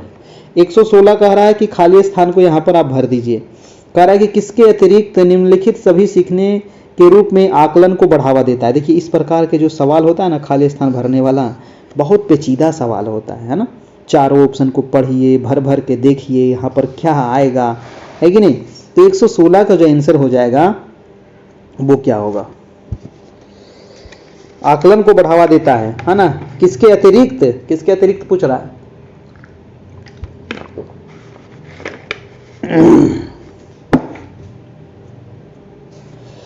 तो जितनी संभावना, देखिए डी नंबर ऑप्शन आपका गलत है ना। जितनी संभावना हो, वो कह रहा है जितनी संभावना हो शिक्षार्थियों का लगातार परीक्षण देना, है ना, ये वाला इसके अतिरिक्त दोस्तों, है ना, इसके अतिरिक्त आपका जो होगा सभी सीखने के आकलन को बढ़ावा देता है ना। ये वाला ऑप्शन क्या है आपका? गलत है। यही पूछ रहा था ना, किसके अतिरिक्त? ऑप्शन नंबर डी के अतिरिक्त सारे ऑप्शन आपका यहाँ पर सही है।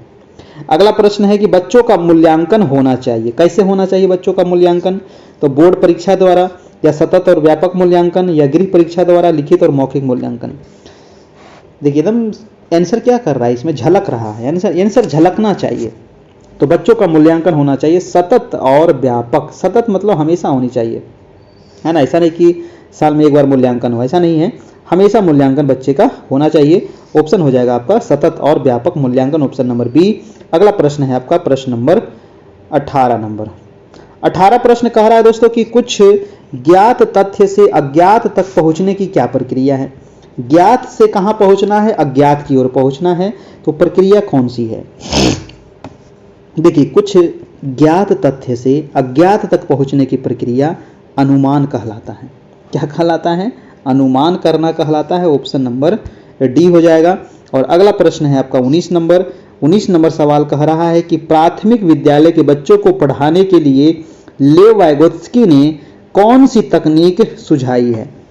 बताइए दोस्तों, लेव वाइगोत्स्की ने कौन सी तकनीक सुझाई है? 19 का क्या होगा? तो प्राथमिक बच्चों को पढ़ाना है, इसके लिए लेव वाइगोत्स्की ने जो तकनीक दी है उसका नाम है अनुदेशात्मक पाठ, है ना। अनुदेशात्मक पाठ तकनीकी इसको कहते हैं। ऑप्शन हो जाएगा आपका ऑप्शन नंबर ए हो जाएगा, ठीक है। इसका तात्पर्य ये होता है कि छात्रों को सीखने और समस्या समाधान करने के लिए इस शिक्षण प्रक्रिया में बच्चों को दिए जाने वाला निर्देश की मात्रा एवं स्वरूप उसके विकास के स्तर के अनुरूप होता है, ठीक है। अनुदेशात्मक पाठ। अगला प्रश्न है आपका प्रश्न नंबर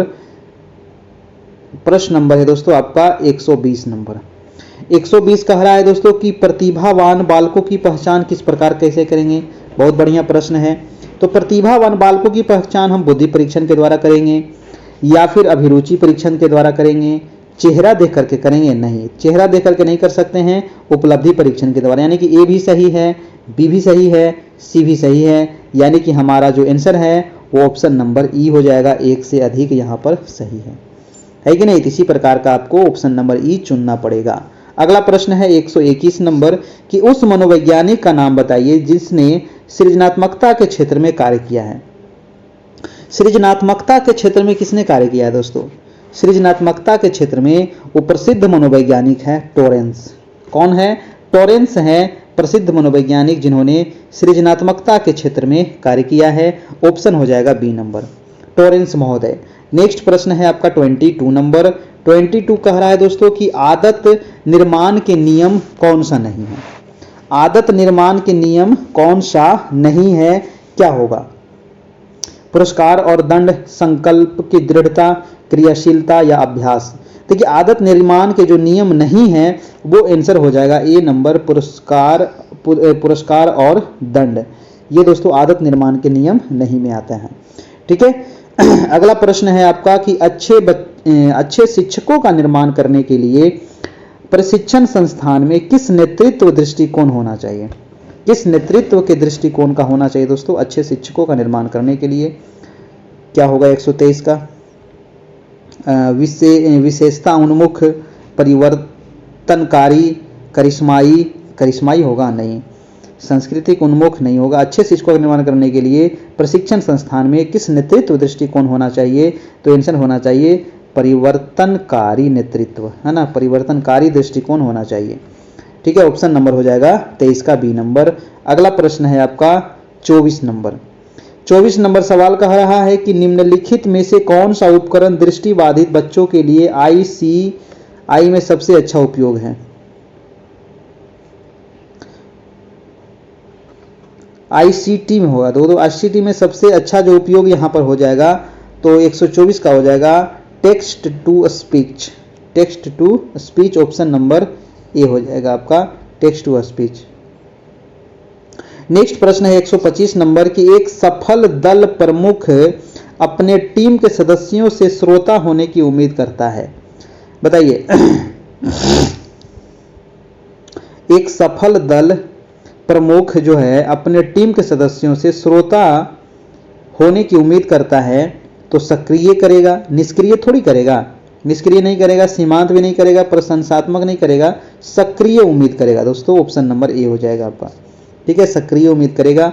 और अगला प्रश्न है आपका 126 नंबर कि नई शिक्षा नीति 2020 के तहत स्कूली शिक्षा को कितने स्तर पर बांटा गया है? बताइए दोस्तों, नई शिक्षा नीति 2020 के तहत स्कूली शिक्षा को कितने स्तर पर बांटा गया है? 2 स्तर, 3 स्तर, 4 स्तर, 1 स्तर? 126 का क्या होगा? तो नई शिक्षा नीति 2020 हम आप लोग को पढ़ा चुके हैं और उसमें हम बताए भी हैं कि 2020 जो है इसके तहत स्कूली शिक्षा को 3 स्तर में बांटा गया है। ठीक है, ऑप्शन नंबर आपका बी हो जाएगा, 3 स्तर, याद रखिएगा। अगला प्रश्न है कि निःशुल्क एवं अनिवार्य शिक्षा का अधिकार अधिनियम कुल कितनी धाराएं हैं? हाँ, निःशुल्क अनिवार्य शिक्षा का अधिकार ये तो आपको बताएं कि अनुच्छेद कितने में है ना। अभी क्वेश्चन पूछ लिया कि इसमें कितनी धाराएं हैं दोस्तों, है ना। ये तो सबको पता है कि निःशुल्क और अनिवार्य शिक्षा जो है अनुच्छेद 21 के ए में वर्णन किया गया है कि नहीं। और 86वें संविधान संशोधन के तहत 2002 में इसको जोड़ा गया था हमारे मौलिक अधिकार में। लेकिन इसमें कितनी धाराएं हैं? इसमें धाराओं की संख्या है 38। ठीक है, अगला प्रश्न है आपका 128 नंबर।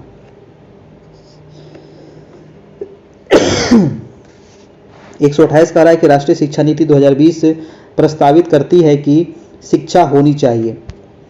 देखिए, राष्ट्रीय शिक्षा नीति के बारे में मैंने आप लोग को जो बताया हूं वो जरूर आप पढ़िएगा, काफ़ी इंपॉर्टेंट है क्योंकि राष्ट्रीय शिक्षा नीति से आपको एग्जाम में क्वेश्चन पूछा जाएगा।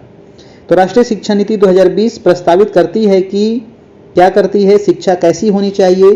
तो शिक्षा जो होनी चाहिए वो अन्वेषण प्रेरित, खोज उन्मुखी होनी चाहिए। ठीक है ना। आंसर हो जाएगा हमारा आंसर नंबर बी हो जाएगा, यानी कि अन्वेषण प्रेरित और खोज उन्मुखी होनी चाहिए।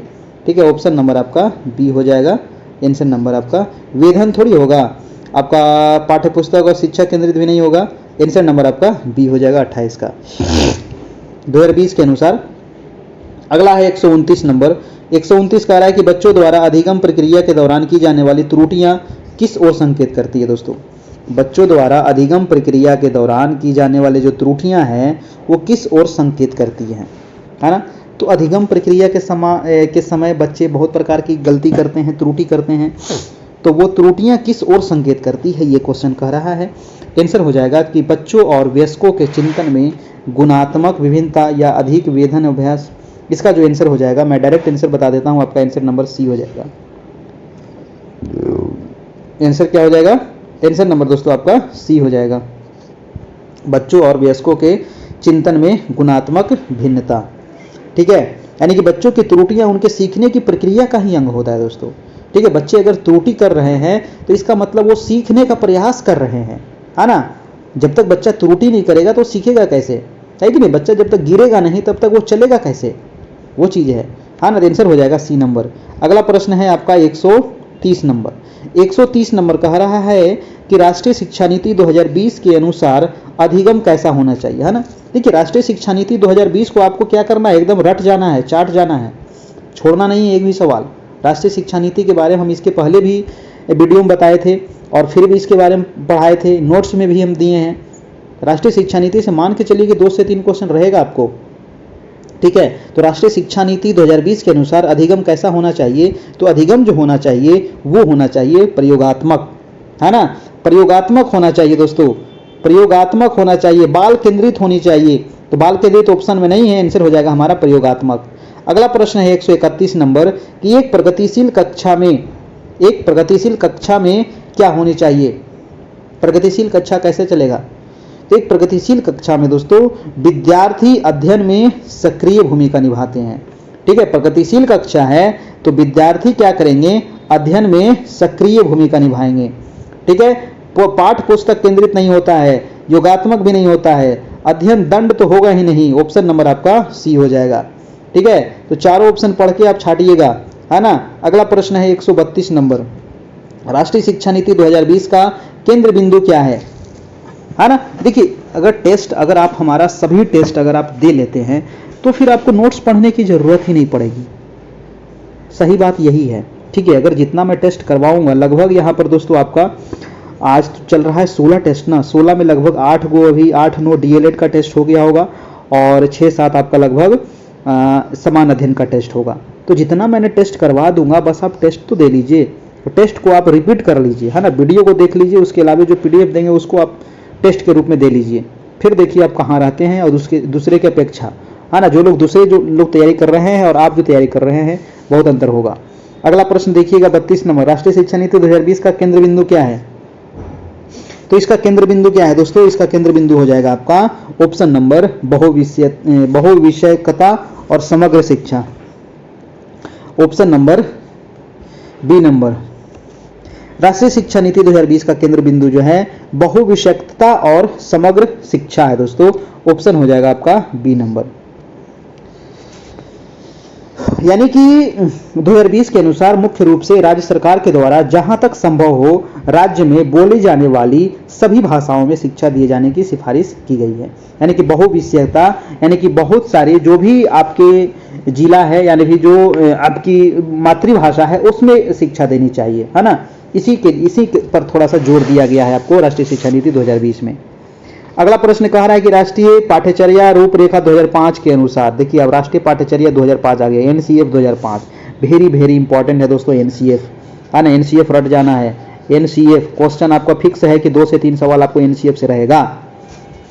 चलिए एनसीएफ के बारे में देखते हैं, है ना। राष्ट्रीय पाठ्यचर्या रूपरेखा 2005 के अनुसार कह रहा है क्या यहाँ पर होनी चाहिए, तो ऑप्शन ए है कि गणित शिक्षण का संकीर्ण उद्देश्य संस्थाएं एवं संख्या अवधारणा सीखना और देखिए ऑप्शन हम नहीं पढ़ेंगे, जल्दी से आप पढ़िए, आंसर दीजिए। इसका आंसर क्या होगा, ऑप्शन पढ़ने में बहुत पेचीदा लगता है, ठीक है, लेकिन आपको 5 ऑप्शन पढ़ना पड़ेगा, है ना, आपको तो एग्जाम देना है ना, हमको देना नहीं है।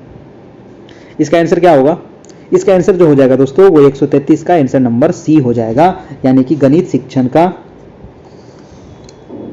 सी नंबर ऑप्शन कह रहा है कि गणित शिक्षण का संकीर्ण उद्देश्य संबंधी कौशल विकसित करना और उच्चतर उद्देश्य समस्या समाधान का कौशल विकसित करना, यानी कि ऑप्शन नंबर सी यहाँ पर राष्ट्रीय पाठ्यचर्या 2005 के अनुसार बिल्कुल सही है। यानी कि 2005 के अनुसार दोस्तों शिक्षण जो गणित का उद्देश्य जो है वो गणित की विभिन्न शाखा, जैसे कि इसमें गणित में क्या क्या हम पढ़ते हैं, बीज गणित है, संख्या है, त्रिकोणमिति है, ज्यामिति है कि नहीं, बहुत सारा चीज है। तो इसको समझना और दिखाना पड़ता है, समस्या समाधान के सामान्य नियमों को सही ढंग से चुने और उसको लागू करे, ठीक है, आंसर हो जाएगा सी नंबर। अगला प्रश्न है आपका प्रश्न नंबर 134 नंबर, आरटीई एक्ट 2009 बहुत इंपॉर्टेंट है, आरटीई, है ना। आरटीई 2009 की किस धारा में यह बताया गया है कि बच्चों को शारीरिक दंड देना और प्रताड़ित करना माना जाता है। तो शारीरिक दंड देना प्रताड़ित माना जाता है, ये धारा किसमें कहा गया है दोस्तों, 134 का हो जाएगा धारा नंबर 17, धारा 17 यानी कि ऑप्शन नंबर क्या हो जाएगा, डी हो जाएगा आपका बिल्कुल सही, है ना। तो बच्चों को शारीरिक दंड नहीं देना है। अगला प्रश्न है आपका 135 नंबर, राष्ट्रीय शिक्षा नीति 2020 किस उपागम के लिए शिक्षण शास्त्रीय बदलाव की अनुशंसा करती है। तो किस उपागम से किस उपागम के लिए दोस्तों, तो राष्ट्रीय शिक्षा नीति 2020 के लिए बताना है आपको क्या होगा, तो राष्ट्रीय शिक्षा नीति 2020 जो होता है ये रटने पर आधारित उपागम से अवधारणात्मक समझ विकसित करने के उपागम के लिए शिक्षण शास्त्रीय बदलाव की अनुशंसा करती है। आंसर हो जाएगा आपका बी नंबर। बी नंबर आपका आंसर हो जाएगा। ठीक है, चलिए यानी कि राष्ट्रीय शिक्षा नीति 2020 रटने और परीक्षा के लिए सीखने के बजाय अवधारणात्मक समझ पर जोर देती है। रटने पर जोर नहीं देती है, ठीक है, और परीक्षा पर जोर नहीं देती है, ये समझने पर जोर देती है दोस्तों। ठीक है, अगला प्रश्न है आपका 136 नंबर। 136 कह रहा है कि आनुवंशिक विन्यास के पूर्व निर्धारित रूप से प्रकट होने की प्रक्रिया क्या कहलाती है? क्या होगा 136 का? तो 136 का क्या हो जाएगा?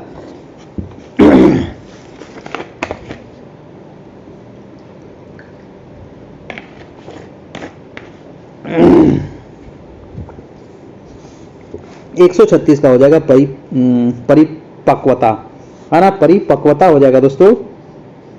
आनुवंशिक विन्यास के पूर्व निर्धारण रूप से प्रकट होने की प्रक्रिया परिपक्वता कहलाती है।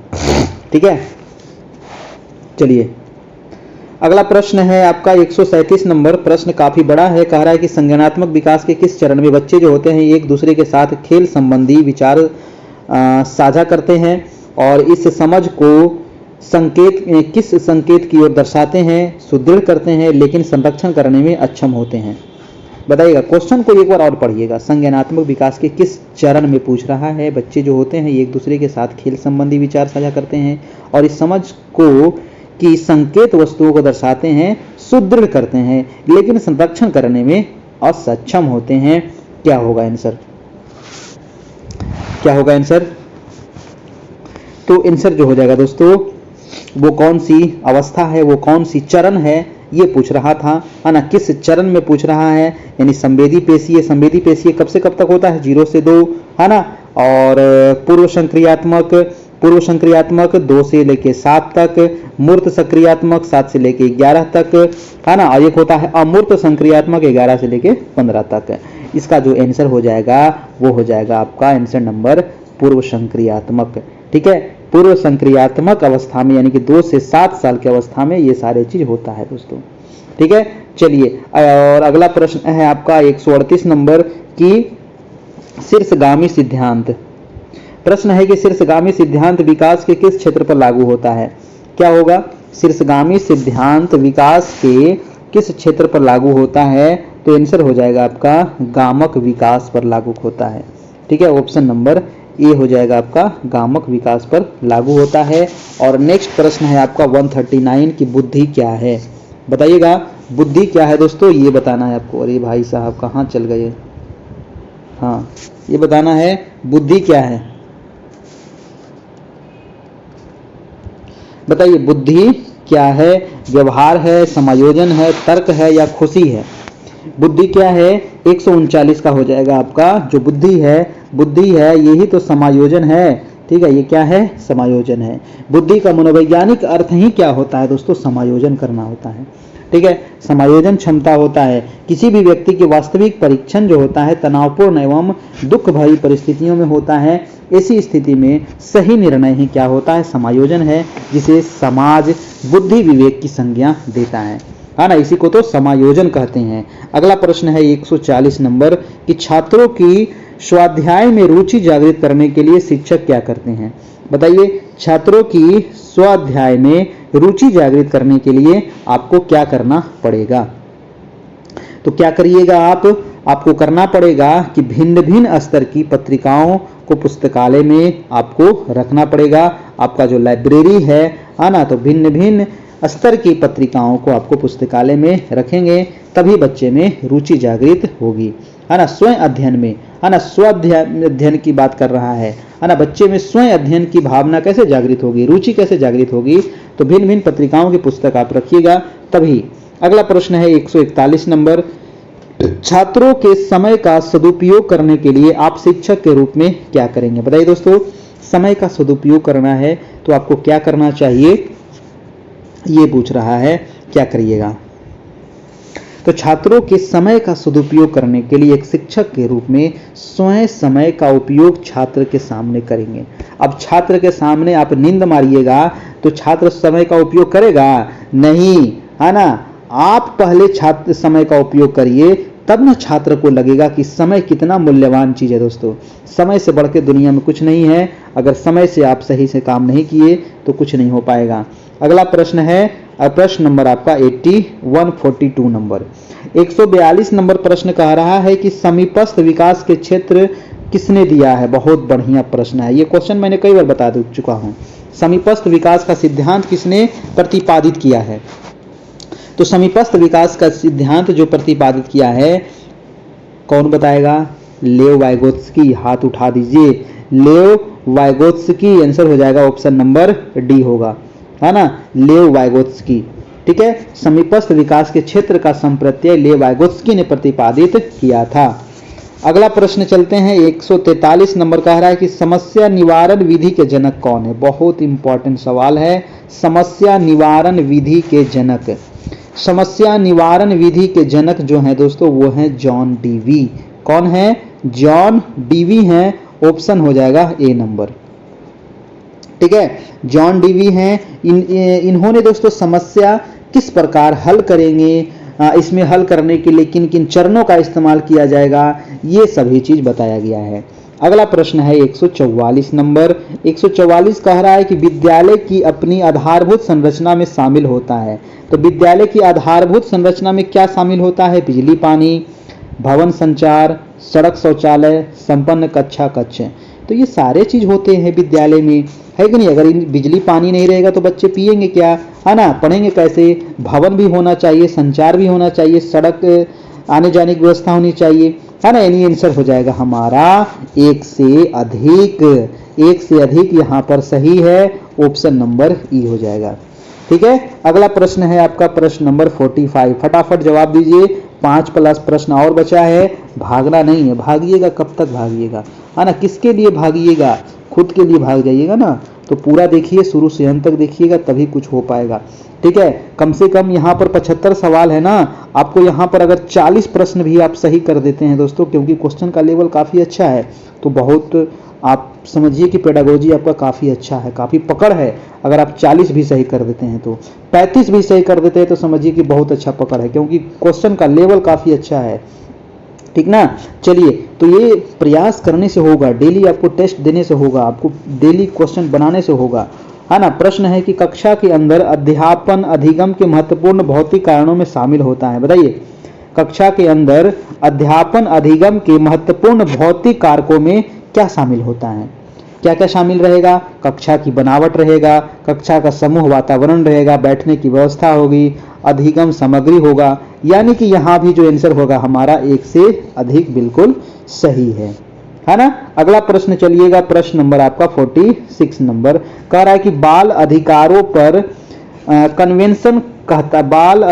पर कन्वेंशन कहता है कि साझेदारी हमारी ताकत है ना। तो साझेदारी हमारी ताकत है, क्या होगा। स्कूल शिक्षक बच्चे या समुदाय।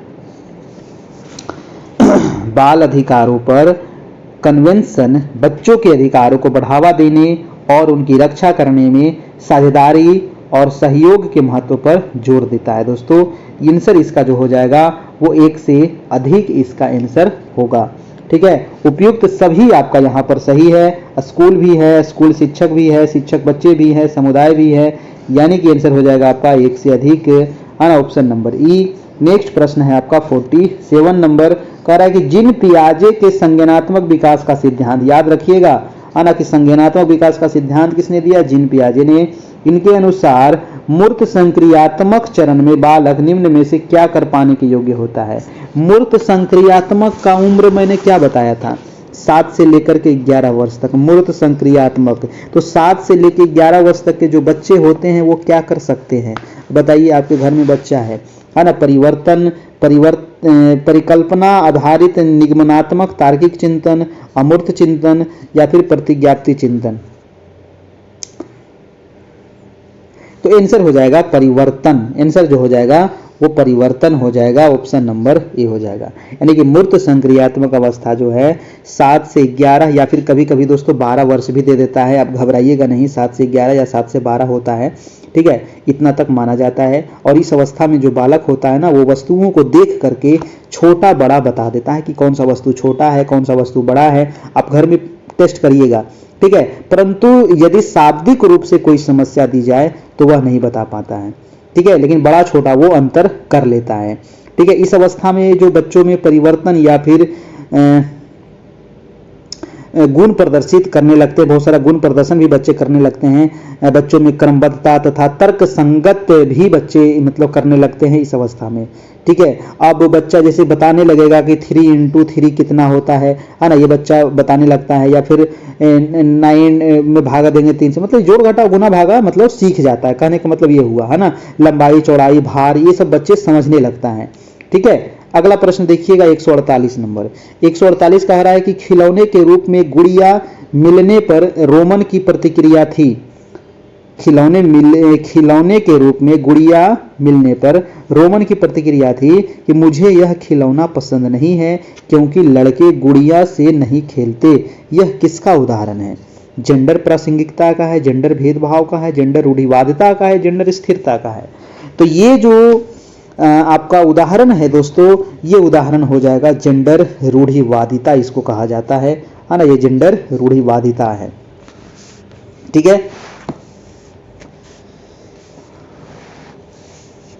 क्योंकि प्रत्येक जो समाज होता है हमारा, तो समाज में स्त्री है, पुरुष है ना, उनकी लैंगिक पहचान तथा सामाजिक भूमिकाएं समाजीकरण की प्रक्रिया के माध्यम से ही निश्चित की जाती है, ठीक है, समाज से ही निश्चित किया जाता है। अगला प्रश्न देख लेते हैं हमारा 149 नंबर।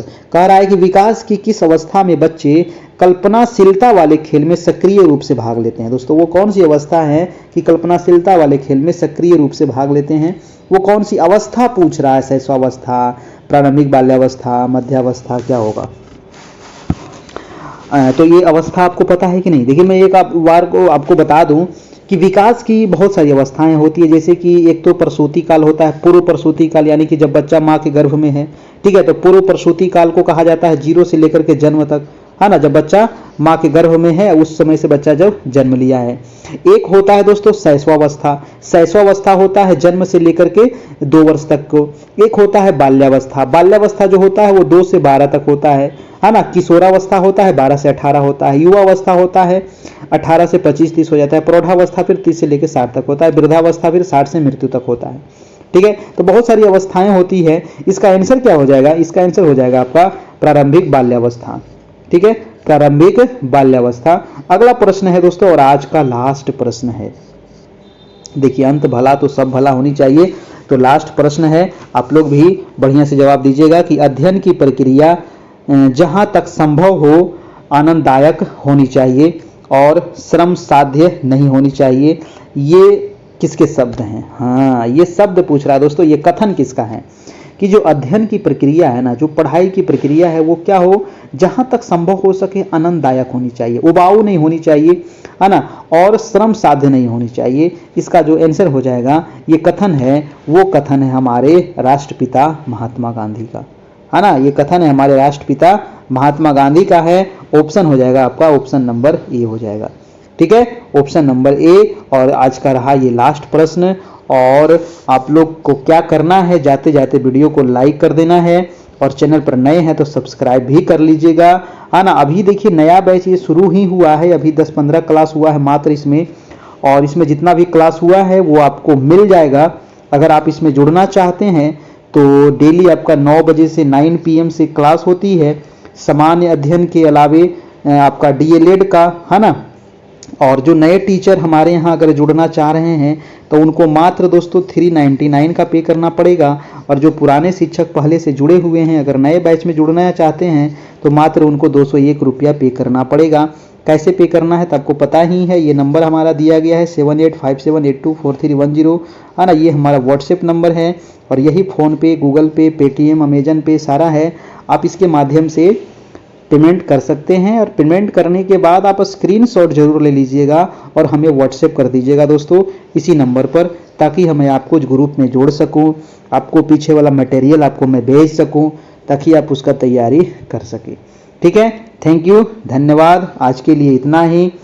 और एक अच्छा लगा हो तो अपना कुछ प्रतिक्रिया भी दे सकते हैं, है ना, बता सकते हैं कैसा लगा नहीं लगा, है ना, तैयारी चल रही है आपकी ठीक ठाक कि नहीं चल रही है ना, ये भी आप थोड़ा सा बताइए, है ना। चलिए दोस्तों, तो फिर मिलते हैं कल, तब तक के लिए गुड नाइट, खुश रहिए, अच्छे से तैयारी करते रहिए, धन्यवाद।